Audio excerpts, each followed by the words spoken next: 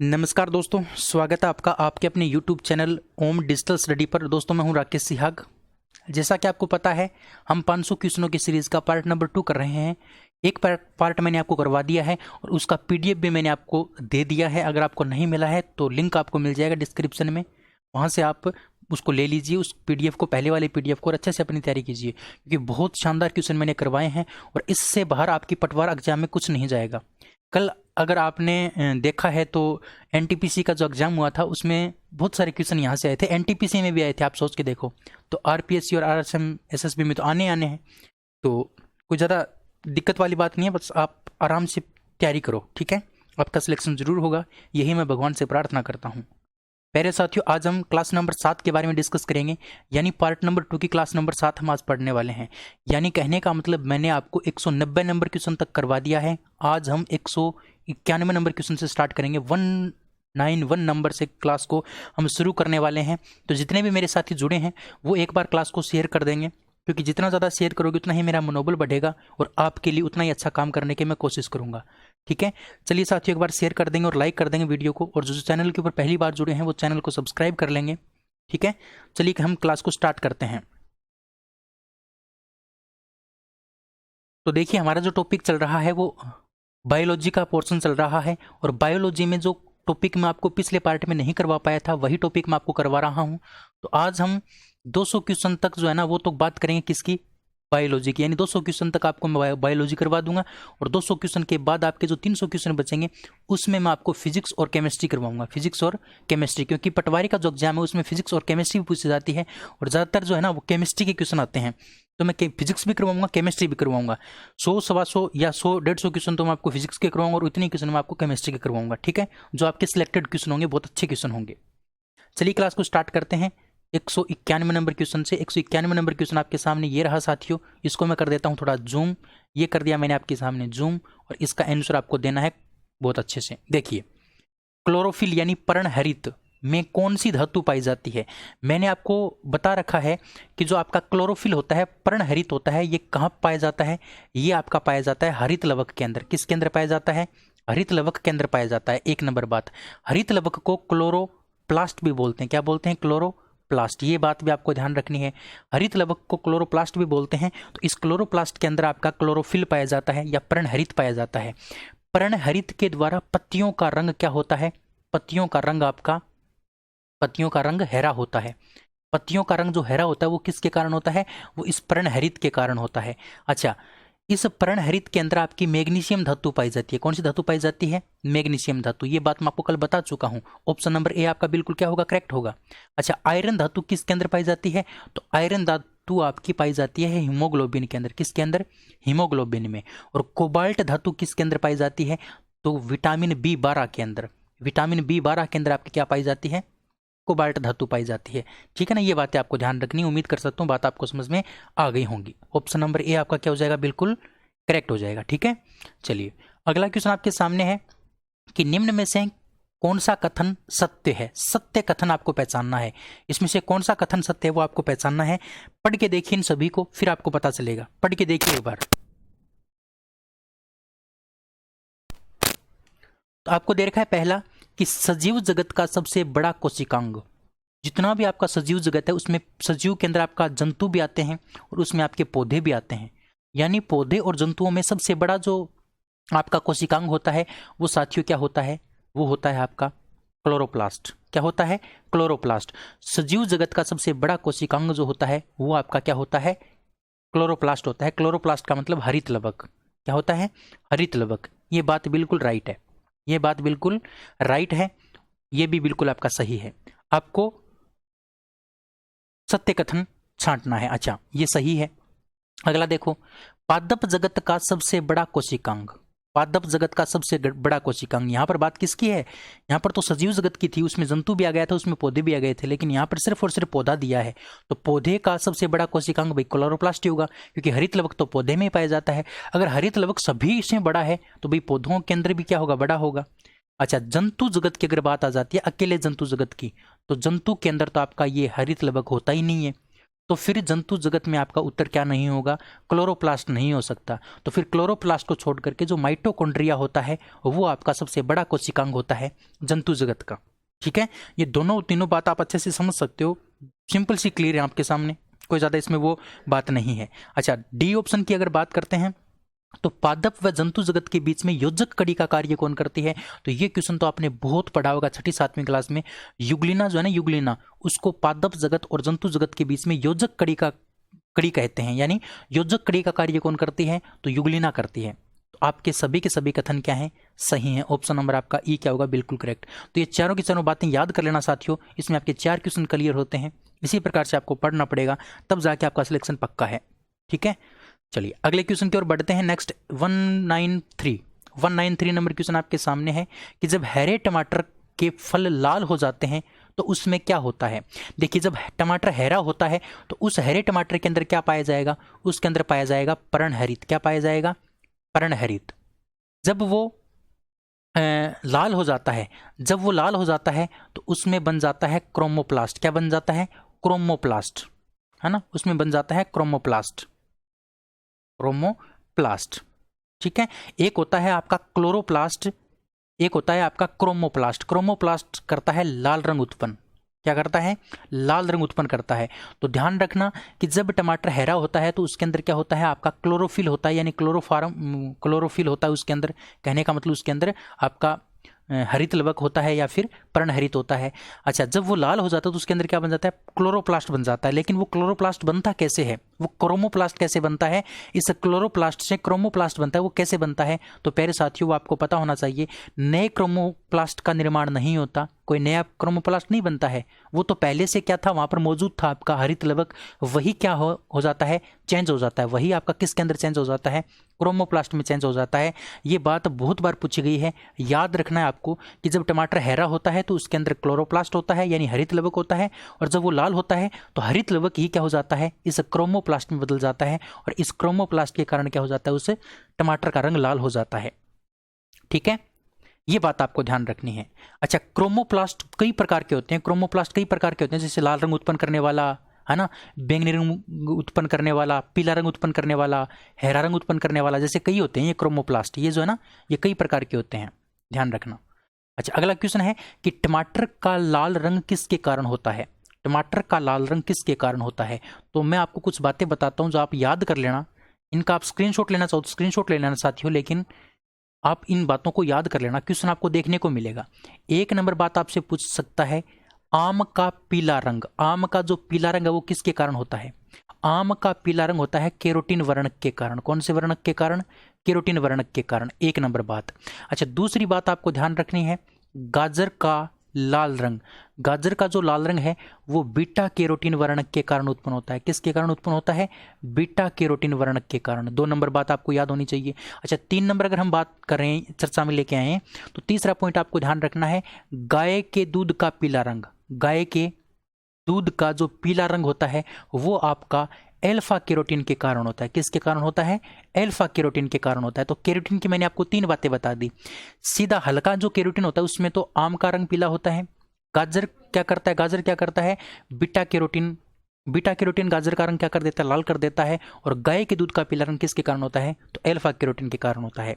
इसी प्रकार से आपको ध्यान रखना है, जो बैंगन होता है, बैंगन का जो रंग होता है, बैंगन का जो रंग होता है वो आपका जेंथोसाइनिन के कारण उत्पन्न होता है। किसके कारण उत्पन्न होता है?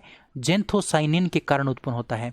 इसी प्रकार से आपको 5 नंबर बात ध्यान रखनी है, चुकंदर और एक आपका सलजम, चुकंदर और सलजम के बारे में आपको ध्यान रखनी है। ध्यान रखना, चुकंदर और सलजम, चुकंदर व सलजम, इन दोनों का जो रंग होता है वो बिटानिन वर्णक के कारण उत्पन्न होता है। किसके कारण उत्पन्न होता है?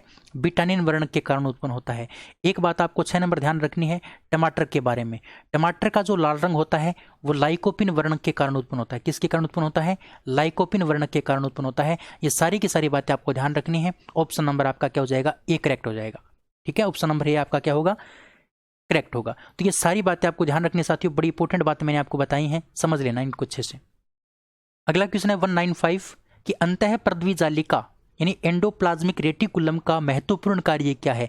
जो अंतःपृथ्वी जालिका होती है वो कोशिका को आकार प्रदान करने का काम करती है। कोशिका को क्या करती है? आकार प्रदान करने का काम करती है। ऑप्शन नंबर डी आपका बिल्कुल करेक्ट होगा। इसीलिए इस अंतःपृथ्वी जालिका को कोशिका का कंकाल तंत्र कहा जाता है। कोशिका का कंकाल तंत्र। कोशिका का जो कंकाल तंत्र है वो किसको कहा जाता है? अंतःपृथ्वी जालिका को कहा जाता है। क्यों? क्योंकि ये कोशिका को आकार प्रदान करती है।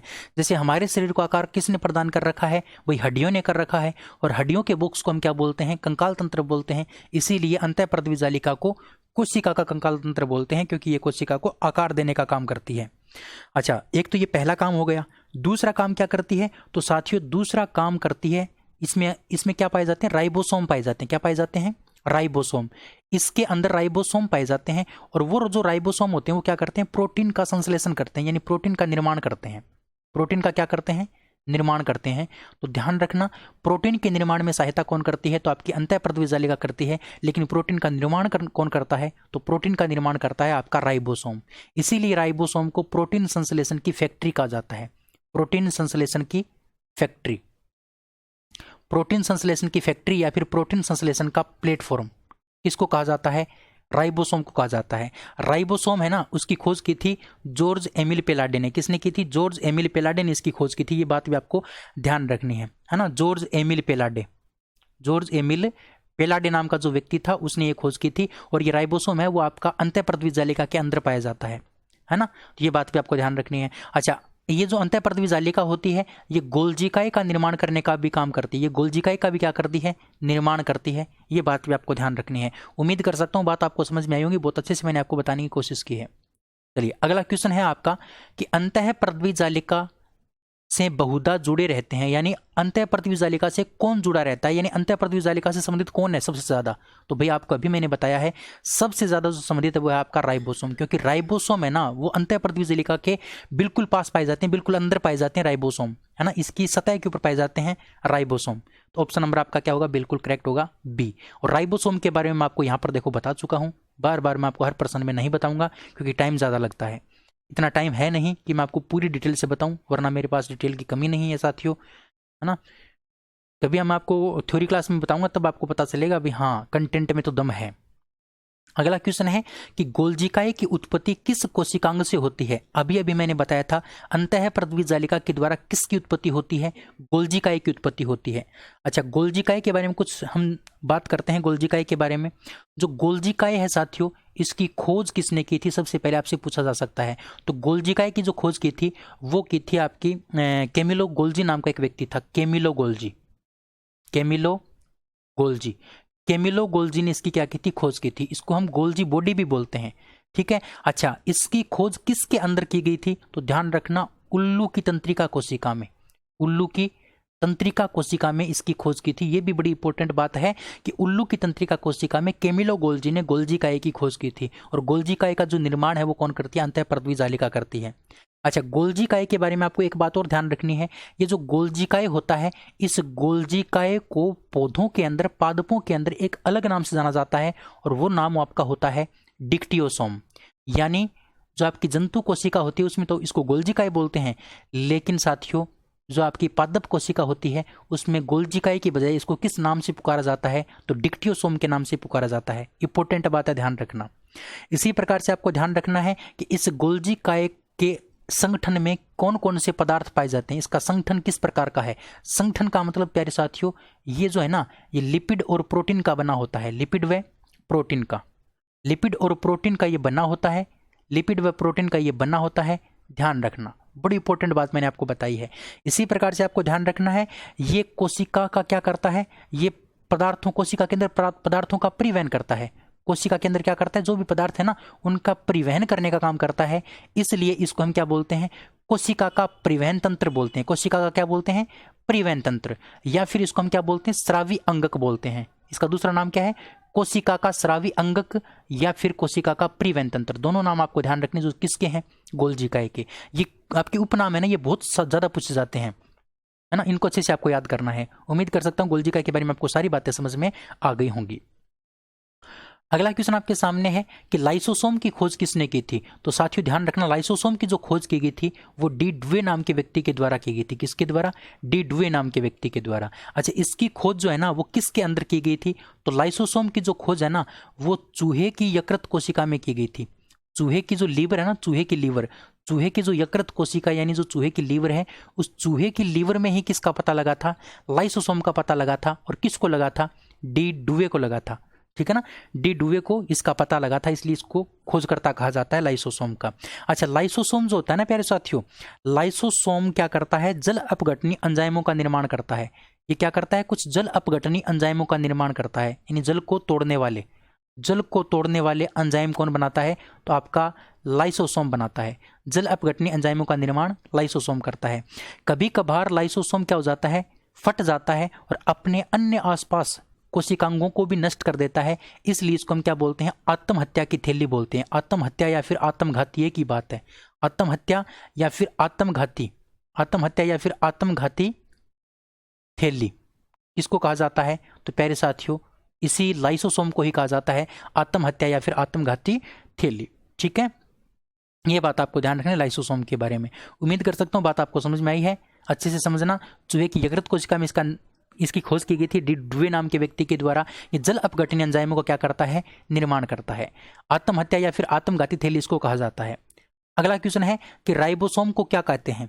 राइबोसोम को किस नाम से जाना जाता है? राइबोसोम का दूसरा नाम क्या है? तो राइबोसोम को हम राइबोन्यूक्लिक प्रोटीन भी बोलते हैं, क्योंकि प्यारे साथियों राइबोसोम क्या करता है? प्रोटीन का संश्लेषण करता है। किसका संश्लेषण करता है? प्रोटीन का संश्लेषण करता है। इसलिए एक प्रकार का क्या है ये एक प्रकार का प्रोटीन ही है, खुद भी अपने आप में क्या एक प्रोटीन है ना। और इसको बोलते हैं राइबोन्यूक्लिक प्रोटीन। राइबोन्यूक्लिक प्रोटीन, ध्यान रखना ऑप्शन नंबर सी आपका बिल्कुल करेक्ट है। और आप रिलेट भी कर सकते हैं इन दोनों को, राइबो। ठीक है। अच्छा, एक बात आपको मैंने बता दी है पहले ही, इसकी खोज जॉर्ज एमिल पेलाडे ने की थी। जॉर्ज एमिल पेलाडे ने इसकी खोज की थी, है ना। और ये क्या करता है? प्रोटीन संश्लेषण का कार्य करता है, इसलिए इसको क्या बोलते हैं? प्रोटीन संश्लेषण की फैक्ट्री और प्रोटीन संश्लेषण का प्लेटफॉर्म किसको कहा जाता है? तो आपका कहा जाता है प्यारे साथियों राइबोसोम को। तो राइबोसोम के बारे में आपको ये बात ध्यान रखनी थी। अच्छा, एक इंपॉर्टेंट बात और ध्यान रखनी है। एक रॉबर्ट नाम का व्यक्ति था, रॉबर्ट नाम का जो व्यक्ति था साथियों, इसने इसको राइबोसोम नाम दिया था। राइबोसोम नाम किसने दिया था? तो राइबोसोम जो नाम दिया गया था वो किसके द्वारा दिया गया था? रॉबर्ट नाम के व्यक्ति के द्वारा दिया गया था। और प्यारे साथियों, मैं इतना आपसे दावा करता हूं, ऐसा आपको कोई भी नहीं बताता होगा इतने लिमिटेड टाइम में। इतना लिमिटेड टाइम मेरे पास है, फिर भी मैं आपको बहुत कुछ सारी बातें बताने की कोशिश करता हूं। इसलिए मैं आपको कहता हूं साथियों, अगर आप सच में ही ये मानते हैं कि मैं मेहनत कर रहा हूं, सच में ये मानते हैं कि मैं निस्वार्थ भाव से आपके लिए मेहनत कर रहा हूं, तो वीडियो को एक बार आप शेयर जरूर करेंगे।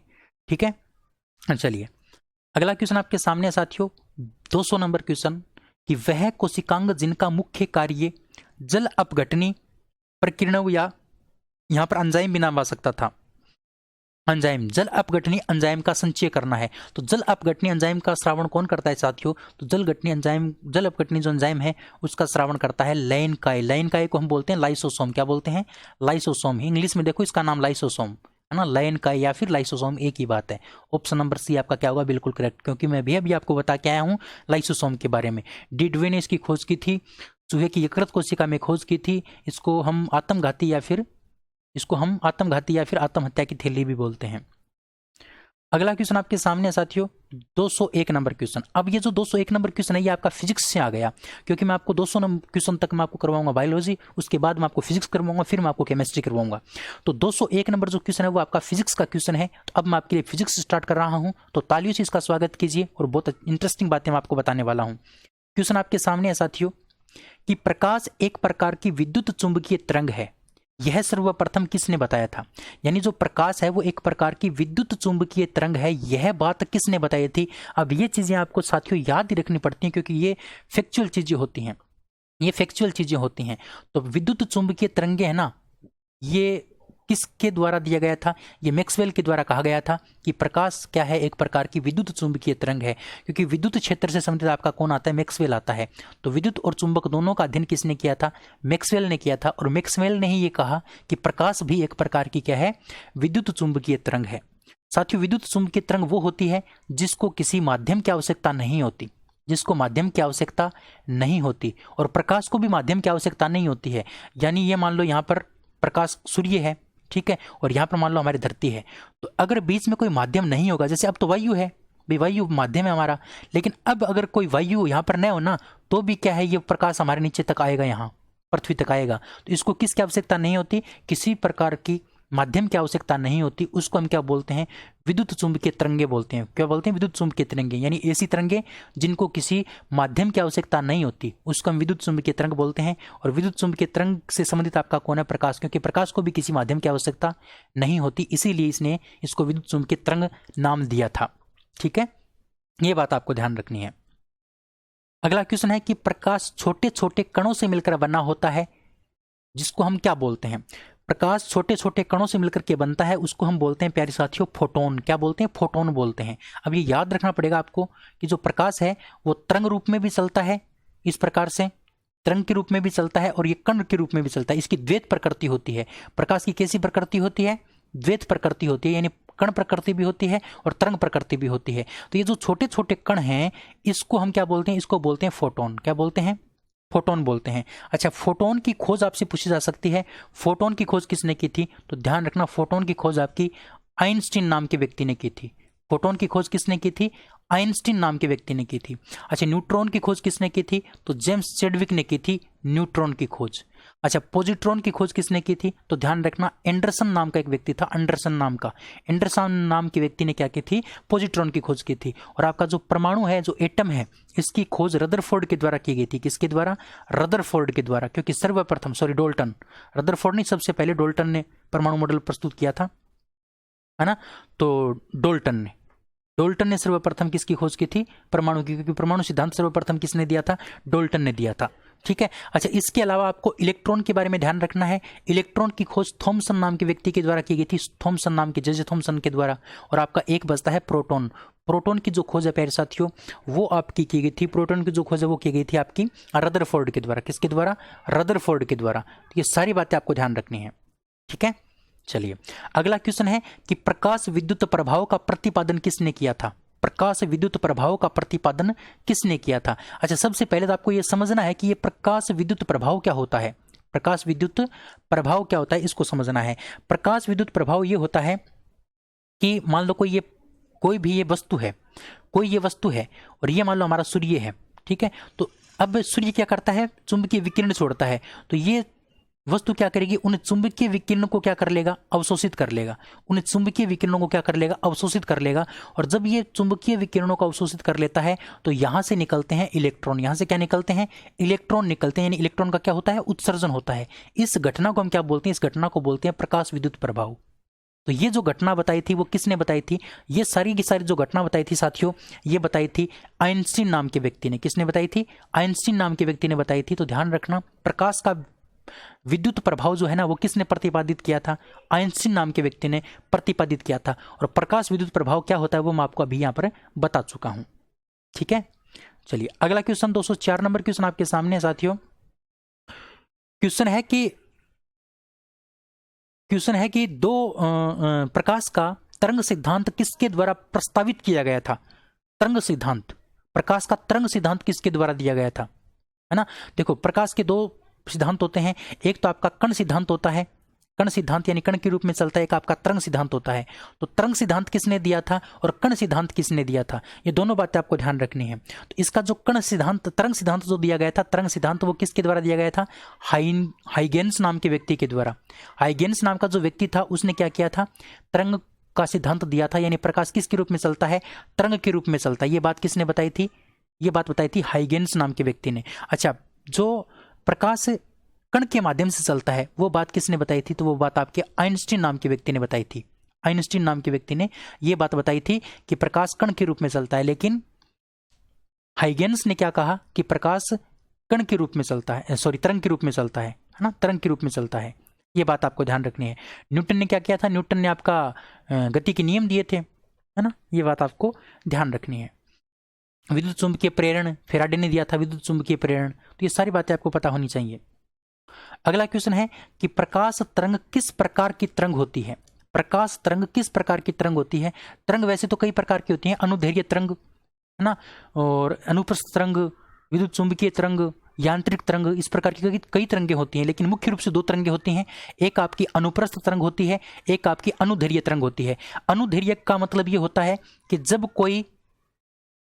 कोई वस्तु है उससे निकलने वाली जो तरंग है वो किसी माध्यम के समांतर चले, किसी माध्यम के समांतर चले, उसको हम क्या बोलते हैं? अनुदैर्घ्य बोलते हैं। और अनुप्रस्थ का मतलब होता है कि मान लो कोई वस्तु है और उससे निकलने वाली तरंग जो है ना वो माध्यम के लंबवत चले, यानी माध्यम इस प्रकार से है तो वो किस प्रकार से चले? इस प्रकार से चले, तो उस तरंगों को हम बोलते हैं अनुप्रस्थ तरंग। तो प्यारे साथियों, जो विद्युत तरंग है ना, सॉरी आपकी जो प्रकाश तरंग है, प्रकाश जो तरंग है वो एक प्रकार की आपकी अनुप्रस्थ तरंग है। याद रखना, प्रकाश तरंग एक प्रकार की आपकी अनुप्रस्थ तरंग है ना, क्योंकि प्रकाश जो है ना वो इस प्रकार से ऊपर से आता है और वो माध्यम के क्या चलता है? माध्यम के लंबवत चलता है। माध्यम की क्या चलता है? लंबवत चलता है, इसलिए इसको क्या नाम दे दिया? इसको अनुप्रस्थ तरंग नाम दे दिया, ठीक है ना, अनुप्रस्थ। अच्छा, एक आपकी होती है ध्वनि तरंग। ध्वनि तरंग आपकी क्या होती है? अनुदैर्घ्य होती है। तो दोनों बात आप ध्यान रखेंगे, ध्वनि तरंग आपकी अनुदैर्घ्य होती है और प्रकाश तरंग आपकी अनुप्रस्थ तरंग होती है। दोनों बात आपको ध्यान रखनी है। चलिए अगले क्वेश्चन की ओर बढ़ते हैं। आपका क्वेश्चन 206 नंबर क्वेश्चन है कि प्रकाश विकिरण की प्रकृति कैसी होती है? प्रकाश विकिरण की प्रकृति होती है, तो प्रकाश अभी मैंने आपको बताया था कण और तरंग दोनों के रूप में चलता है। कण के रूप में चलता है, ये बात किसने बताई? आइंस्टीन ने बताई, है ना, आइंस्टीन ने बताई। और तरंग के रूप में चलता है, ये बात किसने बताई? ये हाइगेन्स नाम के व्यक्ति ने बताई। अभी मैंने आपको ये दोनों बातें बता दी हैं, ठीक है। तो दोनों रूप में चलता है, ऑप्शन नंबर सी आपका क्या होगा? बिल्कुल करेक्ट होगा। अगला क्वेश्चन है प्रकाश की गति क्या है? तो प्यारे साथियों, ये एक फैक्चुअल चीज है, ये आपको याद रखनी पड़ेगी। प्रकाश की गति 3 × 10⁸ मीटर प्रति सेकंड, 3 × 10⁸ मीटर प्रति सेकंड। ध्यान रखना साथियों, कभी कभार आपको यहाँ पर ये दे देता, मान लो यहाँ पर 3 न होकर यहाँ पर -8 होता, यहाँ पर -8 दे देता, तो आपको ध्यान रखना इसी प्रकार से आपको फंसा सकता है। एक जगह आपको +8 दे देगा, एक जगह आपको -8 दे देगा, और एक नंबर ऑप्शन आपको दे देगा माइनस वाला, और 2 नंबर ऑप्शन आपको क्या दे देगा? सेकंड वाला यानी प्लस वाला। तो आप ऑप्शन ए करके आओगे जल्दी में, क्योंकि आपको पता है ये जल्दी में करके आओगे, लेकिन आपने ये नहीं देखा कि घात ये प्लस की होती है या माइनस की होती है। तो ध्यान रखना ये प्लस की होती है, ठीक है ना। इस बात के ऊपर आप थोड़ा सा ध्यान अपना आकर्षित करेंगे, ठीक है। चलिए अगला क्वेश्चन है प्रकाश का वेग अधिकतम किसके अंदर होता है? प्रकाश का वेग अधिकतम जो होता है वो होता है आपका निर्वात के अंदर। प्रकाश सबसे अधिक कहां पर वेग गति करेगा? तो वो करेगा आपका निर्वात में, यानी जहां पर वायु नहीं है, जहां पर कोई माध्यम नहीं है, वहां पर तेजी से क्या करता है? प्रकाश चलता है। लेकिन साथियों ध्यान रखना, सबसे कम प्रकाश किसके अंदर जाता है? तो हीरे के अंदर जाता है, क्योंकि हीरा सबसे कठोर पदार्थ है और इसके अंदर से प्रकाश गुजर नहीं पाता है ना, सबसे कम। लेकिन आपको ध्वनि जो तरंग है ना, ध्वनि तरंग, उसके बारे में अलग से ध्यान रखनी है। ध्वनि का जो वेग है, ध्वनि का वेग आपका ठोस के अंदर सबसे ज्यादा होता है, ठोस में सबसे ज्यादा, और आपका जो गैस है उसमें क्या होता है? सबसे कम होता है। और सबसे कम आपका निर्वात में ध्वनि चलती नहीं है। निर्वात में ध्वनि का वेग क्या होता है? बिल्कुल शून्य होता है। निर्वात में ध्वनि का वेग क्या होता है? बिल्कुल शून्य होता है, क्योंकि अगर वायु नहीं है तो मैं जो बोलूंगा वो मेरे पास बैठे व्यक्ति को सुनाई नहीं देगा। अगर वायु नहीं है, माध्य इस वायुमंडल में वायु नहीं है, तो मैं कोई बोलूंगा वो किसी दूसरे व्यक्ति को सुनाई नहीं देगा। तो वायु के वेग के लिए, वायु की गति के लिए ध्वनि की गति के लिए किसकी आवश्यकता होती है? तो वायु की आवश्यकता होती है। निर्वात में बिल्कुल शून्य होती है। ध्यान रखना, कौन किसकी बात कर रहा हूं मैं? ध्वनि की। लेकिन प्रकाश सबसे ज्यादा होता है। ये दोनों बातें आपको ध्यान रखनी, दोनों एक दूसरे के उल्टे हैं ये। अगला क्वेश्चन आपका कि प्रकाश के चिकने पृष्ठ से टकराकर वापस उसी माध्यम में लौटना, वापस लौटने की जो क्रिया है वो क्या कहलाती है? मान लो कोई ये प्रकाश, ये कोई माध्यम है, ये इसके माध्यम की सतह है। मान लो इधर एक कमरा है, हमारा यहाँ पर कमरा है, ठीक है ना। तो यहाँ सूर्य है और सूर्य से प्रकाश की किरण आई और वो प्रकाश की किरण यहाँ पर टकराई, और टकराने के बाद वापस यहाँ से इसी प्रकार से वापस चली गई। तो इस घटना को हम क्या बोलते हैं? तो वापस जाना क्या कहलाता है? परावर्तन कहलाता है। क्या कहलाता है? परावर्तन कहलाता है। वापस जाना आपका परावर्तन कहलाता है। और इस परावर्तन के कारण आपकी जो है ना, वो जितने भी प्रतिबिंब बनते हैं, जब कभी भी आपको प्रतिबिंब की बात दे दे, कहीं भी प्रतिबिंब की बात दे दे, तो आपका उत्तर क्या होगा? परावर्तन होगा। ध्यान रखना, जब कभी भी आपको परावर्तन की बात दे दे तब आपका उत्तर क्या होगा? परावर्तन। यानी क्वेश्चन आपको पूछ ले कि किसी व्यक्ति का प्रतिबिंब बन रहा है इस प्रकार से, तो उसका कारण क्या है? तो प्रतिबिंब बनने का जो कारण होता है वो क्या होता है? आपका परावर्तन होता है, ठीक है ना। परावर्तन आपका क्या होता है? प्रतिबिंब का निर्माण करने का कार्य करता है। परावर्तन के कारण आपके सारे के सारे प्रतिबिंब बनते हैं, ठीक है। अच्छा, एक होती है आपकी अपवर्तन। अच्छा, अपवर्तन क्या होती है? ये अच्छे से समझना, आपको मैं बहुत सारे क्वेश्चन क्लियर करूंगा यहाँ से, बहुत सारे क्वेश्चन क्लियर कर दूंगा। पहला क्वेश्चन मैंने आपको क्या बताया कि कोई वस्तु, कोई प्रकाश किरण आई और वो टकरा के वापस चली गई, तो इसको बोलते हैं परावर्तन। परावर्तन के कारण किसका निर्माण होता है? तो प्रतिबिंब का निर्माण होता है। जब कभी भी आपको प्रतिबिंब की बात दे तब आपका उत्तर क्या होगा? परावर्तन होगा। एक नंबर बात याद रखना है हमेशा। अच्छा, दूसरी बात, अब क्या हुआ कि प्रकाश किरण है ना, प्रकाश किरण वो इस प्रकार से इधर से आई, लेकिन ये यहां पर आने के बाद में इस प्रकार से ये थोड़ी सी क्या हो गई? इस प्रकार से झुक गई। इस प्रकार से क्या हो गई? झुक गई। जाना चाहिए था इसको इस साइड, लेकिन ये क्या हो गई? नीचे की तरफ झुक गई इस प्रकार से, तो ये क्या हो गई? विचलित हो गई। तो इस प्रकार की घटना को हम क्या बोलते हैं? इस प्रकार की घटना को बोलते हैं अपवर्तन। क्या बोलते हैं? अपवर्तन बोलते हैं। यानी प्रकाश की किरण का थोड़ा अपवर्ती, मतलब प्रकाश की किरण का क्या होना?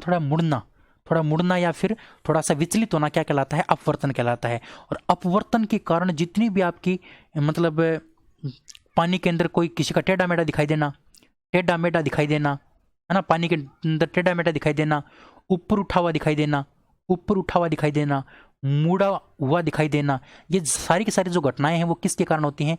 वो आपकी अपवर्तन के कारण होती हैं। किसके कारण होती हैं? अपवर्तन के कारण होती हैं।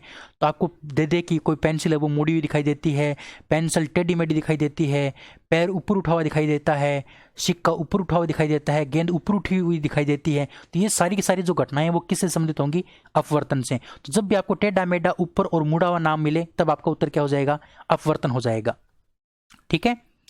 हाँ, अब बात आती है विवर्तन की। तो विवर्तन से संबंधित कोई ज्यादा घटना नहीं है, बस एक टिंडल प्रभाव है ना, टिंडल प्रभाव, वो विवर्तन पर आधारित है। वो भी आपका विवर्तन पर आधारित है, आपका टिंडल प्रभाव, लेकिन वो आपसे ज़्यादा पूछता नहीं है। टिंडल प्रभाव क्या होता है वो मैं आपको बताऊंगा। टिंडल जो प्रभाव है ना, टिंडल प्रभाव, वो आपने देखा होगा कभी कभी सर्दियों के टाइम में आप एक साइड बैठे हो, लेकिन आपके पास से कोई मतलब अलमारी है, कोई मतलब ऊपर मतलब वो है रोशनदान है, तो उसमें से क्या आ रही है? एक प्रकाश की किरण आ रही है। तो प्रकाश की किरण को आप देखोगे ना तो उसका एक अलग से पथ दिखाई देगा, आपको अलग से रास्ता दिखाई देगा। आप दूर से देखोगे ना तो उसको बोलते हैं टिंडल प्रभाव। वो आपका विवर्तन के कारण उत्पन्न होता है। वो किसके कारण उत्पन्न होता है? विवर्तन के कारण। ठीक है ना। तो विवर्तन का मतलब होता है कि मान लो ये कोई वस्तु है छोटी सी बिल्कुल, और कोई प्रकाश किरण आई इस प्रकार से, और ये प्रकाश किरण इसके किनारों से टकरा के इस प्रकार से थोड़ी विचलित हो गई। इसके किनारों से टकरा के क्या हो गई? थोड़ी बहुत विचलित हो गई। तो इस घटना को हम क्या बोलते हैं? विवर्तन बोलते हैं। ठीक है। एक आपकी होती है ध्रुवण। ध्रुवण का मतलब क्या है? कि किसी भी तरंग को किसी दिशा में मोड़ना, किसी खास दिशा में मोड़ना, किसी खास दिशा में मोड़ना क्या कहलाता है? ध्रुवण कहलाता है। तो ध्रुवण जो है ना वो आपका प्रकाश के अंदर तो पाया जाता है। प्रकाश को तो हम चाहेंगे उस साइड मुड़ जाएगा प्रकाश, तो भाई प्रकाश को हम क्या करेंगे? भाई प्रकाश हमें इस साइड भेजना है, इस साइड नहीं भेजना, तो हम कोई दिक्कत नहीं है, नहीं भेजेंगे। लेकिन एक होती है आपकी ध्वनि। ध्वनि के अंदर ध्रुवण की क्रिया नहीं पाई जाती, क्योंकि ध्वनि ये थोड़ी कि भी मैं इस साइड ही भेजूंगा, इस साइड नहीं सुनाई देगा। भाई अगर आप बोलोगे ना तो वो इस साइड भी सुनाई देगा और इस साइड भी सुनाई देगा, लेकिन अगर आप चाहोगे तो प्रकाश इस साइड चला जाएगा और इस साइड नहीं जाएगा। लेकिन ध्वनि में ऐसा नहीं हो पाता है। तो किसी खास दिशा में मोड़ना क्या कहलाता है? ध्रुवण। तो ध्रुवण आपका प्रकाश के अंदर तो पाया जाता है, लेकिन किसके अंदर नहीं पाया जाता? ध्यान रखना, ध्वनि के अंदर नहीं पाया जाता। ठीक है। ये सारी बातें आपको ध्यान रखनी है। अब बहुत सारे क्वेश्चन आपके क्लियर हो जाएंगे, आगे देखना। ठीक है। हाँ, अब क्वेश्चन की बात करते हैं नेक्स्ट क्वेश्चन आपके सामने है कि प्रकाश में कितने रंग होते हैं? प्रकाश के अंदर कितने रंग होते हैं? तो साथियों 7 रंग होते हैं। कितने रंग होते हैं? 7 रंग होते हैं। अच्छा, वो रंग कौन कौन से होते हैं वो आपको पता होना चाहिए। वो रंग होते हैं विबग्योर। क्या नाम याद रखना है? विबग्योर। आप सभी को याद ही होगा विबग्योर। वी से आपका बनेगा वायोलेट। वायोलेट को बोलते हैं बैंगनी। क्या बोलते हैं? बैंगनी। आई से इंडिगो। इंडिगो का मतलब होता है जामुनी या फिर आसमानी, आसमानी, आसमानी कलर, है ना। बी से आपका ब्लू। ब्लू मतलब नीला। जी से ग्रीन यानी हरा। वाई से येलो यानी पीला। ओ से ऑरेंज यानी नारंगी, नारंगी। और आर से रेड यानी लाल। ये 7 रंग होते हैं किसके अंदर? प्रकाश के अंदर। प्रकाश जो होता है ना उसमें 7 रंग होते हैं। वो 7 रंग का आपको क्रम ध्यान रखना है। विबग्योर सबसे 1 नंबर आपका आता है बैंगनी, और सबसे कम लास्ट कौन आता है? आपका लाल आता है। अब यहां से मैं आपको 4 क्वेश्चन क्लियर करवाऊंगा। 4 क्वेश्चन मैं आपको क्लियर करवाऊंगा। पहली बात, जब हम इस साइड बढ़ते हैं, जब हम इस साइड से इस साइड चलते हैं, कौन सी साइड से? इस साइड से इस साइड चलते हैं, तो तरंग धैर्य, तरंग धैर्य और एक चाल। तरंग धैर्य और चाल तो क्या होती हैं? बढ़ती हैं। ये याद कर लेना, बहुत इंपॉर्टेंट बात है। यानी जब हम इस साइड से इस साइड चलते हैं तो तरंग दैर्घ्य और चाल तो आपकी क्या होती है, बढ़ती है।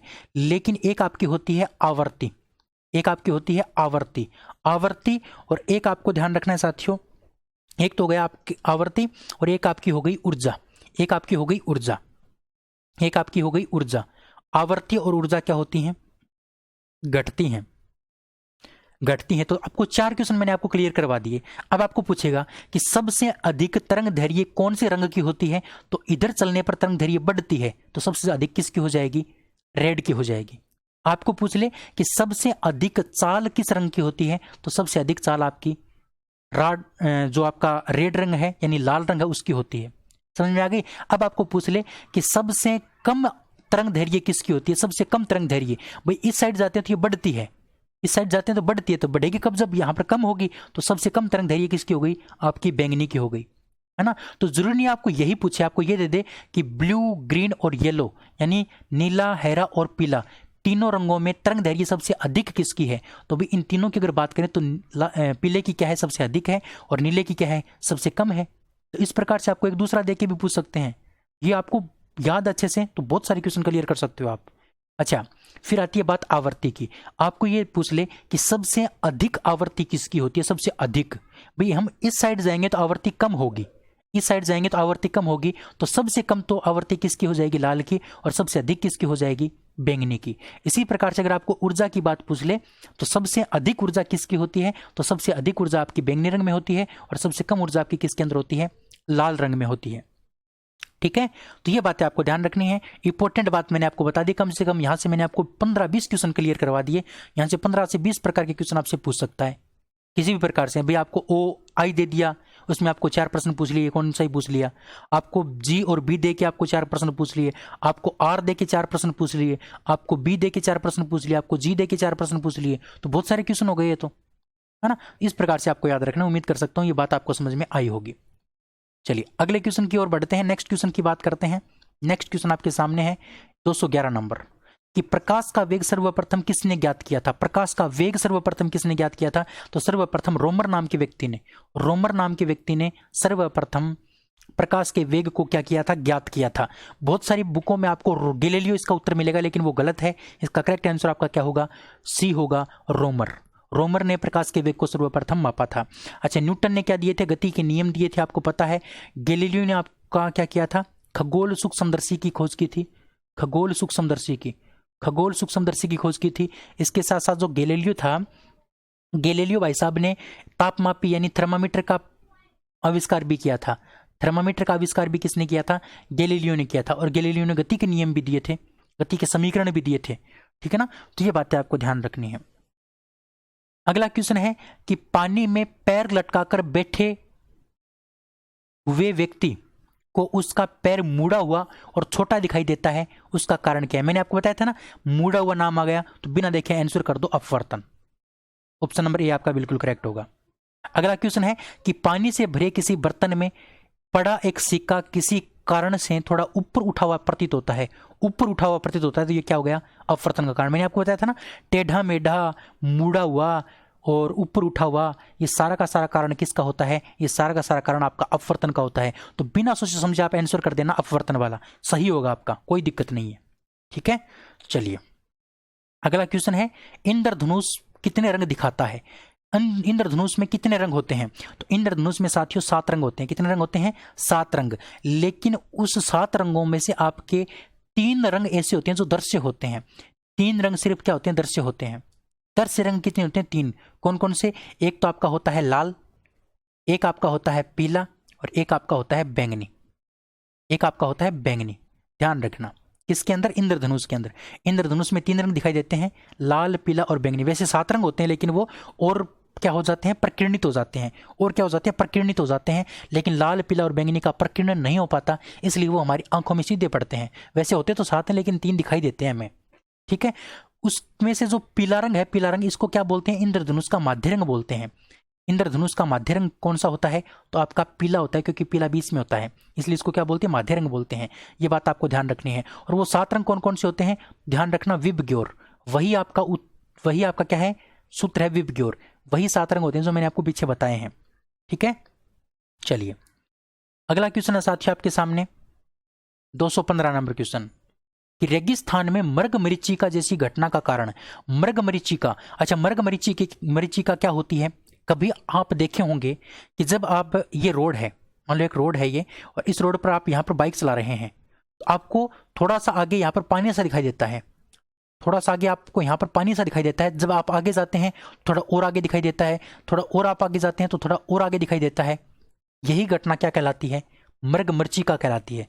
इसी प्रकार से जो आपका हिरण होता है, हिरण, वो जब रेगिस्तानों में मतलब क्या करता है, रहता है, तो उसको प्यास लग जाती है, तो वो इसी घटना के कारण भागता भागता मर जाता है। कैसे कि हिरण यहाँ पर खड़ा है मान लो, तो वहाँ उसको यहाँ पर क्या दिखाई देगा?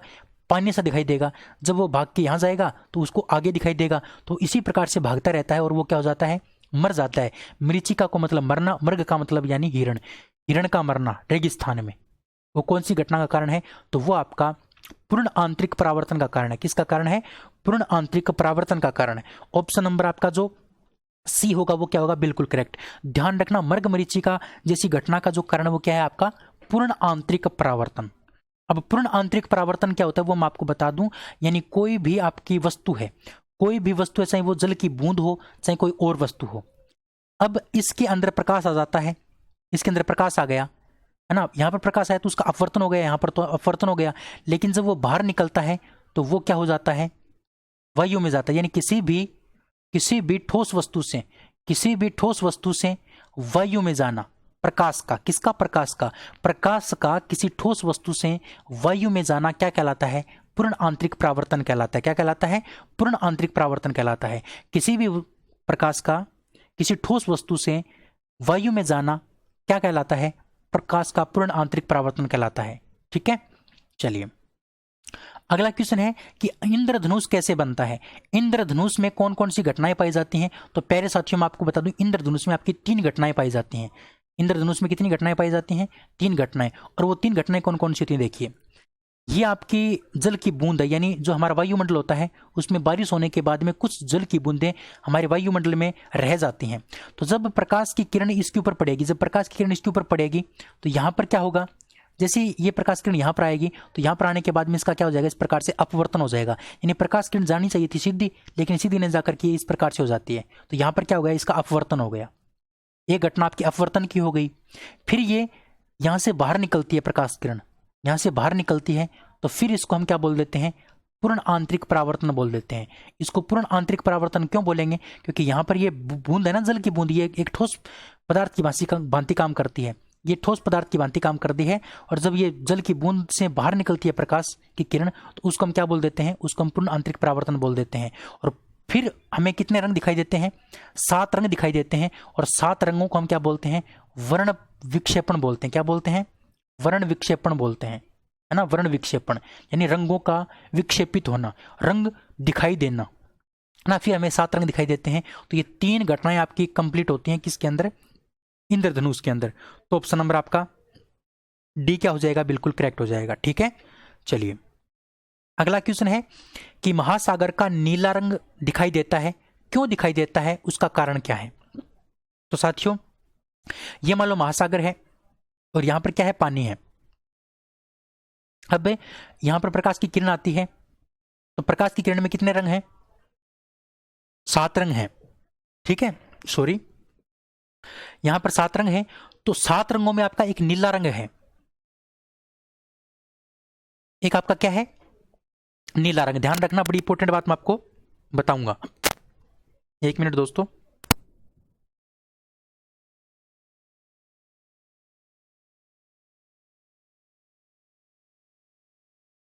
हाँ, तो देखिए मैं आपको बता रहा था कि जो प्रकाश का रंग, जो आपका प्रकाश होता है उसमें 7 रंग होते हैं, उसमें आपका नीला रंग भी होता है।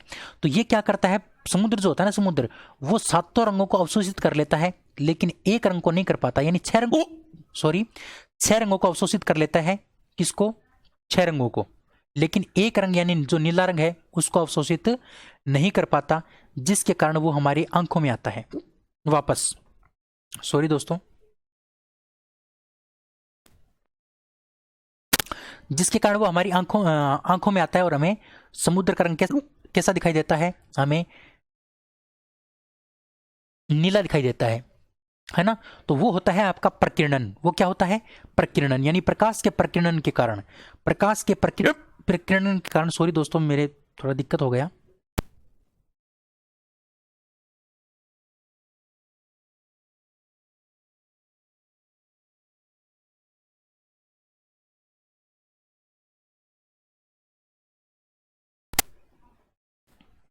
तो प्रकाश के प्रकीर्णन के कारण आपका क्या होता है? ये नीला रंग दिखाई देता है, प्रकाश के प्रकीर्णन के कारण। हाँ, ये बात मैं आपको बतानी भूल गया। जब भी आपको रंग की बात करें, जब भी आपको रंग की बात करें, काला दिखाई देना, नीला दिखाई देना, सफ़ेद दिखाई देना, है ना, और लाल दिखाई देना, ये सभी की सभी जो घटनाएं होंगी रंग से संबंधित, वो आपकी प्रकीर्णन के कारण होंगी। किसके कारण होंगी? प्रकीर्णन के कारण। ये बात आप याद रखना। टेढ़ा मेढ़ा, मुड़ा हुआ और ऊपर उठा हुआ दिखाई देना आपका क्या होता है? अपवर्तन। और रंग से संबंधित अगर बात होगी तो वो हो जाएगी आपकी प्रकीर्णन। और जब आपको दे दे प्रतिबिंब की बात, तब आपका उत्तर हो जाएगा आपका परावर्तन, है ना। ये बातें आपको ध्यान रखनी है, ठीक है। अगला क्वेश्चन आपका 218 नंबर क्वेश्चन आपके सामने है कि पूर्ण आंतरिक परावर्तन कब होता है? पूर्ण आंतरिक परावर्तन आपका कब होता है, ये बात आपसे पूछी है। पूर्ण आंतरिक परावर्तन कब होता है? मैंने आपको बताया था कि जब कोई प्रकाश किरण ठोस से कहां पर जाती है? वायु से जाती है, तब उसको हम क्या बोलते हैं? पूर्ण आंतरिक परावर्तन बोलते हैं। तो इसमें देखो ठोस कहां पर है? ठोस भैया हीरा ये रहा, हीरा ठोस है और ये आपकी वायु है। इसका मतलब आपका ऑप्शन नंबर ए क्या हो जाएगा? बिल्कुल करेक्ट हो जाएगा। ऑप्शन नंबर ए आपका क्या हो जाएगा? बिल्कुल करेक्ट हो जाएगा। यानी हीरे से वायु में जाना किसका? प्रकाश का, उसको हम क्या बोलते हैं? पूर्ण आंतरिक परावर्तन बोलते हैं, ठीक है ना। ये बात आपको ध्यान रखनी है, ठीक है।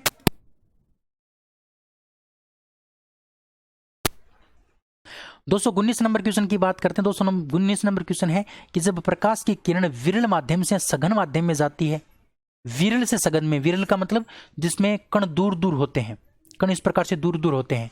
सघन का मतलब आपका कण बिल्कुल पास पास होते हैं, कण बिल्कुल पास पास होते हैं, तो उसको हम क्या बोलते हैं? उसको हम बोलते हैं सघन माध्यम। उसको हम क्या बोलते हैं? सघन माध्यम बोलते हैं, ठीक है ना, सघन माध्यम। अब कोई प्रकाश की किरण, ये मान लो हमारा यहाँ पर इसको डिवाइड करता है, ऊपर विरल है नीचे सघन है, तो ये कोई मान लो प्रकाश की किरण है और यहाँ पर हमारा अभिलंब है, यहाँ पर हमारा क्या है? अभिलंब है। तो जब कोई प्रकाश किरण विरल माध्यम से सघन में आती है तो विरल में कण दूर दूर हैं, इसलिए इसके अंदर कोई बाधा नहीं है, इसलिए तेजी से चलता है। क्या करता है? तेजी से चलता है। लेकिन जैसे ही यह सघन में आता है तो यहाँ पर कण पास पास में है, जिसके कारण इसकी गति को कम कर देते हैं, और जब वस्तु की गति कम होती है तो वो इस प्रकार से नीचे की ओर लटक जाती है। इसका मतलब ये अभिलंब की ओर क्या हो जाएगी? झुक जाएगी। अभिलंब की ओर क्या हो जाएगी? झुक जाएगी। ऑप्शन नंबर आपका बी क्या हो जाएगा? बिल्कुल करेक्ट हो जाएगा। साथियों ध्यान रखना, ऑप्शन नंबर बी आपका बिल्कुल क्या होगा? राइट होगा। उम्मीद करता हूं ये बात आपको समझ में आई होगी। अगला क्वेश्चन है कि जल के अंदर तैरती हुई मछली किस कारण से अपनी वास्तविक गहराई से कुछ ऊपर उठी हुई दिखाई देती है? ऊपर उठना इसका कारण है अपवर्तन का, यह बात मैं आपको बता चुका हूं, ठीक है। अगला क्वेश्चन है कि वायुमंडल में प्रकाश का प्रकीर्णन का कारण क्या है? प्रकाश का जो प्रकीर्णन होता है उसका कारण क्या है? प्रकाश के प्रकीर्णन का कारण आपका धूलकण। क्या है? धूलकण। ऑप्शन नंबर बी आपका बिल्कुल करेक्ट होगा। इसके बारे में आपको डिटेल से कल बताऊंगा। आज की इस वीडियो में इतना ही प्यारे साथियों। आज मैंने आपको 220 नंबर क्वेश्चन तक करवा दिया है, कल हम 220 से आगे स्टार्ट करेंगे। उम्मीद करता हूँ आपको पसंद आया होगा। बीच में थोड़ा सा डिस्टर्बेंस आपको हुआ है, उसके लिए मैं क्षमा चाहूँगा। भाई आपको पता है थोड़ा हो जाता है कभी कभार, तो क्षमा कर देना इसके लिए। और बहुत सारे दोस्त हैं ना, वो बहुत अच्छे से कमेंट करते हैं। कमेंट किया करो, लाइक किया करो, शेयर कर दिया करो, जिससे कि आपके भाई का थोड़ा मोटिवेशन बना रहे और आपके लिए बहुत अच्छे से काम कर पाए। आपके लिए बहुत कुछ करना है, आपके बच्चों के लिए मेरे को बहुत कुछ करना है। आपके लिए तो करना ही करना है, आपके बच्चों के लिए भी बहुत कुछ करना है। इसलिए आप थोड़ा सहयोग कर दो, है ना, थोड़ा सहयोग कर दो, इसलिए मैं आपसे बोल रहा हूँ, ठीक है। अगर मेरी क्लास आपको पसंद आई है तो आप वीडियो को लाइक, शेयर और चैनल को सब्सक्राइब करके जरूर जाएंगे। आज की इस वीडियो में इतना ही, फिर मिलते हैं कल। तब तक के लिए जय हिंद, जय Bharat, thank you, bye bye.